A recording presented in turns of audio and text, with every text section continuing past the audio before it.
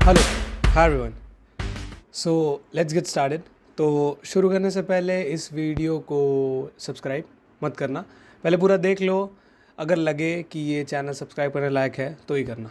Okay, thank you so much. तो मैं इस वीडियो में IME-CET 2024 के बारे में एक पूरा most of the thing cover कर दूंगा, बेसिक चीज़, ठीक है। उसके बाद जो तुम्हें एक्स्ट्रा डाउट होंगे वो कमेंट सेक्शन में करना, मैं उसके लिए एक अलग वीडियो बना दूंगा।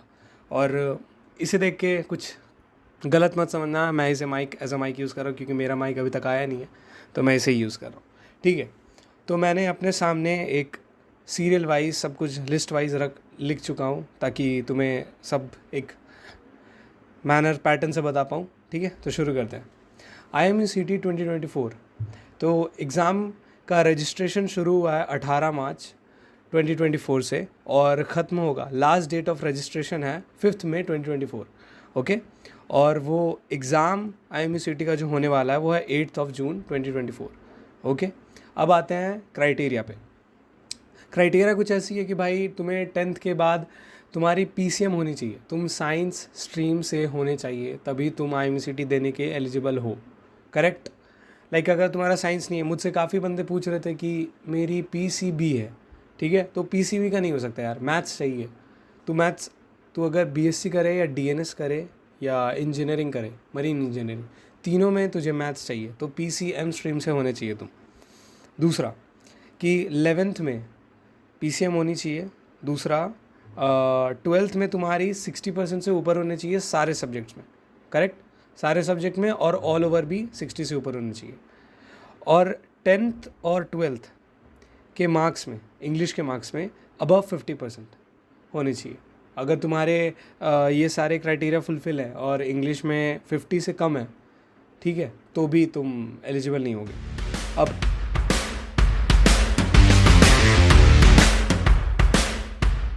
IME-CET होता क्या है? IME-CET का फुल फॉर्म है Indian maritime university common entrance test, okay. तो ये एग्ज़ाम अगर तुम्हें मर्चेंट नेवी के फील्ड में आना है, ठीक है, या तो तुम DNS करो या मरीन इंजीनियरिंग करो या BSc नॉटिकल साइंस करो, तुम्हें ये एग्ज़ाम देना पड़ेगा। ये कंपलसरी है, इसके बिना कुछ नहीं कर सकते हो, ठीक है। ये एक मस्ट एग्ज़ाम है जो तुम्हें देना ही पड़ेगा। उसके बाद इसमें कौन कौन से सब्जेक्ट पूछे जाते हैं, ठीक है। सब्जेक्ट की बात करें तो 3-4 सब्जेक्ट हैं, 3-4 नहीं, I guess physics, chemistry, maths, English और एप्टीट्यूड, ठीक है।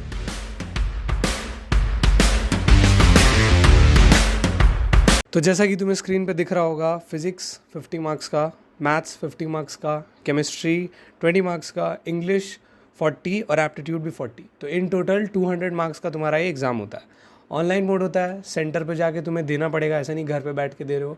और नेगेटिव मार्किंग होती है इसमें, आई गेस 0.25, नेगेटिव 0.25 तुम्हारे नेगेटिव मार्किंग होते हैं, यानी कि जब भी तुम एक गलत आंसर दोगे, तुम्हारे इन टोटल मार्क्स से 0.25 मार्क्स काट लिए जाएंगे, करेक्ट, ठीक है।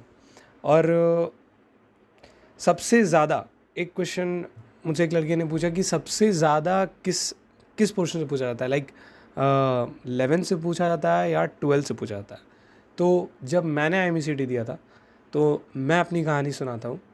मैं 12th देने के बाद चिल मार रहा था, मुझे पता था कि मुझे मर्चेंट नेवी में जाना है, IME-CET देनी है और अच्छे रैंक लाने हैं। पर मैं कुछ ऐसा सीरियस नहीं था कि यार उसके लिए JEE लेवल की तैयारी करूँगा, नहीं, ऐसा सच कुछ नहीं था। मैंने नॉर्मल मेरे जो नोट्स थे 11th-12th के जो पढ़ाए थे, वो भी मुझे 11th का कुछ याद नहीं था क्योंकि घंटा कुछ पढ़ा नहीं था 11th में, ढंग से पढ़ा था पर कुछ उतना ध्यान से याद नहीं था।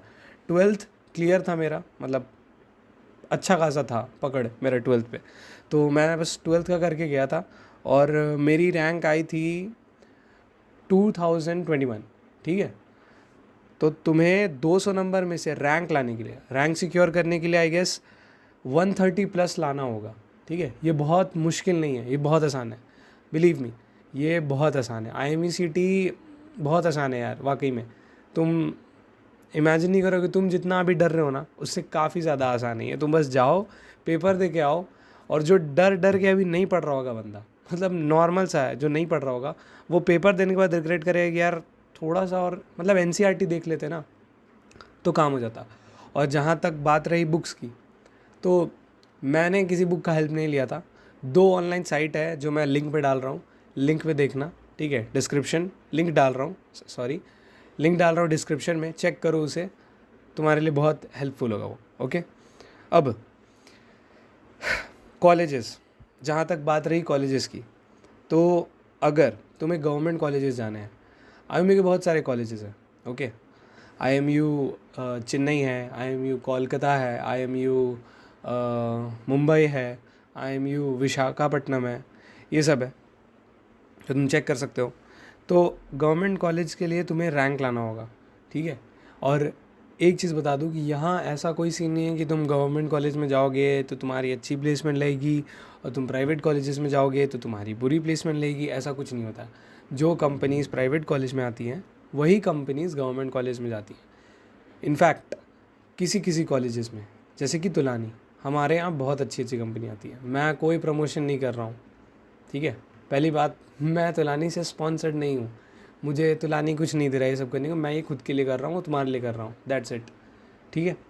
तो हमारे कॉलेज में बहुत अच्छी अच्छी कंपनी आती है जो गवर्नमेंट कॉलेज में भी नहीं जाती है, ठीक है। पर फिर भी जैसे कि प्राइवेट कॉलेज का फ़ीस ज़्यादा है, आई गेस हमारे कॉलेज का तो मुझे पता है 24 लाख है हमारा, इंजीनियरिंग का, और नॉटिकल साइंस का है 20 लाख, और DNS का है 6.7 लाख कह रहा हूँ। ओके, तो इनके बारे में आगे वीडियो में बात करते हैं, ठीक है। तो अगर गवर्नमेंट कॉलेजेस में तुम्हें जाना है तो तुम्हें रैंक लानी पड़ेगी अच्छी। अगर तुम जनरल से हो तो अंडर 1000 लाइक तुम्हें लेके चलना होगा, ठीक है। और अगर OBC हो या ST SC हो तो तुम्हारा रैंक लाइक डिक्रीज़ करता जाएगा कि हाँ तुम और ज़्यादा 3000 4000 के अराउंड ऐसा है तो चलेगा, ठीक है। उससे वैसा कोई सीन नहीं है।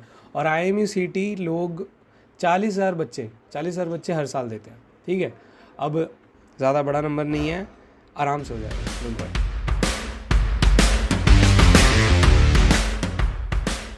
ओके, तो अब शुरू करते हैं TMI में एडमिशन के बारे में, ठीक है। TMI में एडमिशन प्रोसेस के बारे में, क्योंकि कईयों को डाउट है, ठीक है, बहुत सारे मुझे मोस्ट ऑफ द क्वेश्चंस यही आते थे। और मेरा वीडियो बनाने का पर्पस ही है कि मैं जब भी लाइव आया करता था या जब भी मैं कुछ ऐसा स्टोरी डालता था कि चलो पूछ लेते हैं यार क्या इनको डाउट है, मुझसे आधे बंदे एक ही सवाल बार बार रिपीट करके पूछा करते थे, ठीक है। तो अभी मैं स्क्रीन शेयर कर रहा हूँ, तुम देखो। ओके, चलो शुरू करते हैं। तो मैंने ये टैब खोल के रखा है तुम्हारे लिए, ठीक है।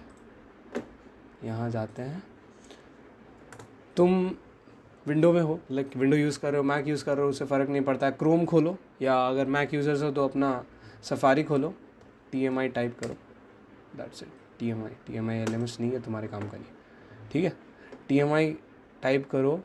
और हाँ, TMI में जब तुम अंदर जाओगे तो मैं बता दूँ, TMI में ऐसे ही नहीं, IMU CT के साथ तुम्हें TMI SAT भी देना होता है, ठीक है।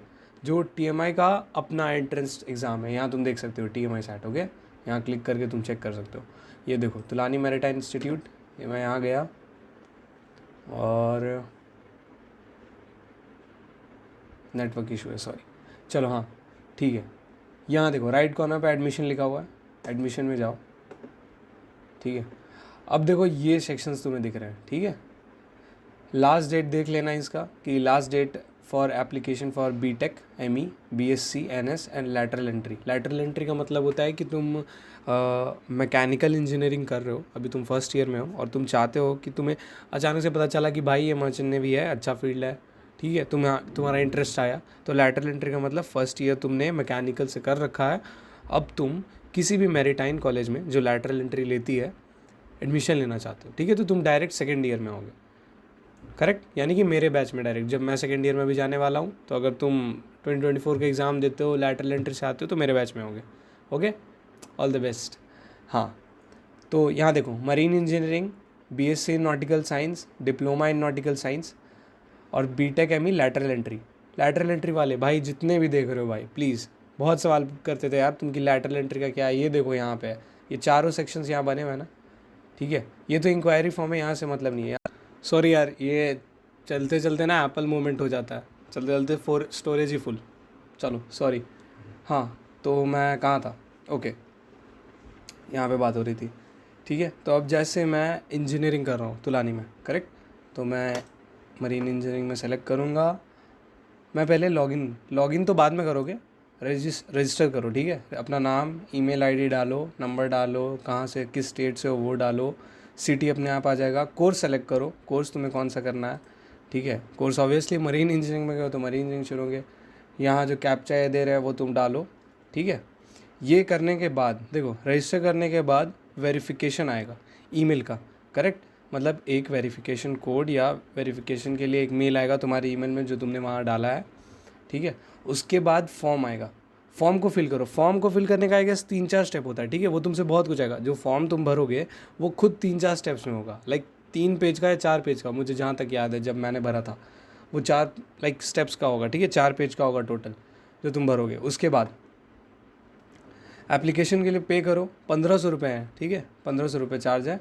और फिर से सॉरी यार, जड्ड मुकाबला आ गया था बीच में और थोड़ा सा काम था तो मैं बाहर चला गया था, ओके। और ये चेंज ऑफ सीन के लिए थोड़ा लाइटिंग ज़्यादा हो गया, पर्दे हटा दिए मैंने इसलिए, ओके।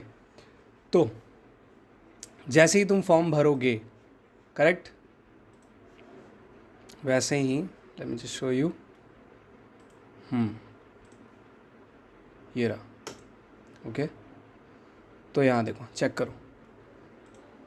तो जैसे ही तुम फॉर्म भरोगे ना, फिल किया तुमने, अपना एप्लीकेशन सबमिट किया, वैसे ही तुम्हें मेल आएगा कि you have successfully submitted the TMI form, और तुम्हें एक OTP आएगा, ठीक है, जिसे तुम लॉगिन करते time as a password use करोगे। वो तुम्हें जब तुम इंस्ट्रक्शन पढ़ोगे ईमेल का तो तुम्हें पता चल जाएगा, ठीक है। उसके अलावा मैं ये बताना चाहता हूँ कि TMI SAT तुम्हारे फॉर्म भरते ही उसी दिन या उसके अगले दिन तुम्हें मेल आएगा कि आपका TMI SAT इस डेट को है, और वो बहुत जल्द हो जाता है। जैसे मतलब जैसे ही फॉर्म भरोगे उसके 2 दिन बाद या 3 दिन बाद ही तुम्हारा मॉक टेस्ट होगा। मॉक टेस्ट मतलब तुम्हें एक एग्जांपल दिया जाएगा कि हाँ आपका TMI का ऐसा होगा, पूरा फॉर्मेट इस तरीके से होगा। ये एक मॉक होता है और उसके अगले दिन मेन एग्ज़ाम होता है। एक चीज़ ध्यान रखना, TMI SAT 80 मार्क्स के होते हैं। कोशिश करना, ऑनलाइन होता है, रूम पे बैठ के दोगे अपने, समझ गए हो मैं क्या बोल रहा हूँ, ठीक है। कोशिश करना 70 से प्लस नंबर लाना, ठीक है। 65 के प्लस ही रखना, 70 से प्लस रखना या 65 के प्लस रखना। क्या होता है कि जब तुम फर्स्ट सेमेस्टर में आओगे ना तो तुम्हें स्कॉलरशिप मिलेगी TMI SAT के बेसिस पे। मुझे नहीं पता था, अभी हमारे क्लास के बंदों को और बाकी लोग को स्कॉलरशिप मिली है।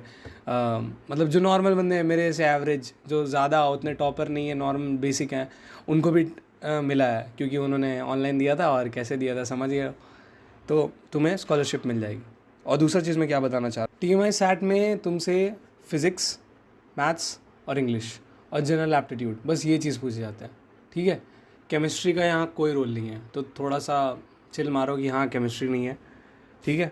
और मुझे एक चीज़ बताना था, TMI तुम में से काफ़ी पूछ रहे थे TMI SAT हार्ड है या IME CT हार्ड है। दोनों में से कोई हार्ड नहीं है, let me make this fact clear, okay. दोनों में से कोई हार्ड नहीं है यार। अगर तुमने थोड़ी सी भी JEE की प्रिपरेशन कर रखी होगी अपने माँ बाप को दिखाने के लिए भी कि हाँ पढ़ता हूँ कर रहा हूँ, तो आराम से हो जाएगा यार। बहुत ईजी है भाई, मतलब मुझे हार्ड नहीं लगा था, पर वैरी कर सकता है पर्सन टू पर्सन कि हाँ भाई, या हो सकता है कि इस साल का IME CT थोड़ा सा टफ आ जाए। तो मैं एक बेसिक सा लेवल बताता हूँ तुम्हें, ठीक है। 12th की नोटबुक उठाओ, शुरू करो पढ़ना, दैट्स इट। उससे ज़्यादा किसी चीज़ का ज़रूरत नहीं है, ओके। इंटरव्यू, तुम्हारा TMI SAT होते ही, आज मैंने TMI SAT का पेपर दिया और आज शाम को मेरा इंटरव्यू होगा। इंटरव्यू में तुमसे क्या क्या पूछेंगे मैं क्लियर कर देता हूँ। तुम्हारे बारे में, ठीक है, खुद को ये करो, इंट्रोड्यूस करो। लोकेशन बेसिस पे तुमसे पूछेंगे कि अच्छा तुम यहाँ रहते हो, तुम्हारे ईस्ट में कौन सी नदी है, वेस्ट में कौन सी नदी है, कौन सा लोकेशन है, कैसा वेदर है, बहुत नॉर्मल। और ऐसा नहीं है कि तुम नहीं बता पाओगे तो तुम्हें निकाल देंगे, हट जाओ, नहीं ऐसा नहीं है। तुम बताओ आराम से कि हाँ सर ऐसा ऐसा है, और नहीं आता तो बोल दो कि हाँ मुझे नहीं आता, दैट्स इट।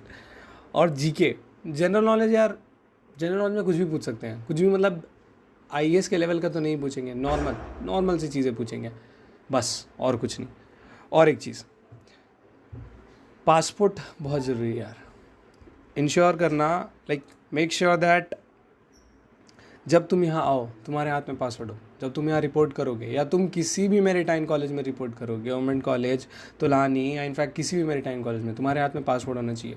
तुम जब TMI सैट फिल करोगे, लाइक TMI का फॉर्म भरोगे, सैट नहीं, तभी तुमसे पूछेंगे do you have a passport और you have applied for it. तो दोनों में से जो भी तुम्हारे कंडीशन होगा करंट, वो डाल देना, ठीक है। ओके, और एक चीज़ और मेरी तरफ से, हाँ, गवर्नमेंट कॉलेजेस कौन कौन से बेस्ट है, तुम पूछ रहे थे कि सिम्स में करना अच्छा रहेगा या एमिट में करना अच्छा रहेगा। देख, सारे कॉलेजेस अच्छे हैं, पर जहाँ तक का रिव्यू मुझे पता है, मेरे सीनियर्स, हमारे सीनियर्स कॉलेज के काफ़ी कॉलेजेस में जा चुके हैं, ठीक है, इवेंट के लिए, और सबका एक ही रिव्यू रहा है कि भाई हमारे पास जो फैसिलिटी है और इंफ्रास्ट्रक्चर है या जो भी फैसिलिटी हम प्रोवाइड करते हैं हमारा कॉलेज, वो बढ़िया है इन सबसे, ठीक है। मैं किसी कॉलेज को नीचा नहीं दिखा रहा हूँ, किसी कॉलेज को ऊपर नहीं दिखा रहा हूँ, ना मेरे कॉलेज को। यहाँ आने के बाद जब तुम यहाँ रहने लगोगे तो होता है ना, अपनी चीज़ें हमेशा बेकार लगती है, तो बोलोगे यार क्या कॉलेज है, दिमाग ख़राब कर रहा है, ये सब होगा, सो डोंट वरी। पर बाकी कॉलेजेस से अच्छा है college, let me make clear of that, ठीक है।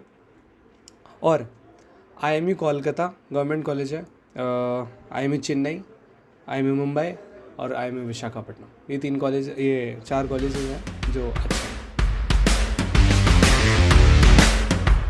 ओके, तो लास्ट बात पे आते हैं। ये जो टॉपिक है इस पर एक बार ब्रीफ बातें करेंगे। मैं एक DNS के बंदे को, मेरा दोस्त जट द मुकाबला, अभी उसे थोड़ा सा प्रॉब्लम है तो वो अभी नहीं आ पाया, या उसे आराम से बातें करेंगे, एक इंटरव्यू लेंगे उसका, जिसमें उससे सवाल पूछेंगे, सवाल तुम्हारे होंगे, पूछूंगा मैं, ठीक है, यहीं पे होगा, डोंट वरी। तो DNS मैं बता देता हूँ, DNS क्या होता है। DNS का फुल फॉर्म है diploma in nautical science, correct.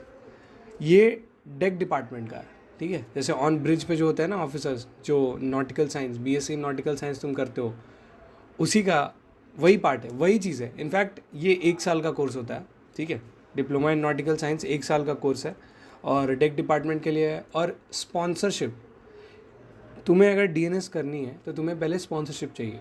Sponsorship clear कर दूँ, स्पॉन्सरशिप यानी तुम्हारे हाथों में जॉब होंगी तुम्हारे पास पहले, उसके बाद तुम कोर्स करोगे, समझ रहे हो।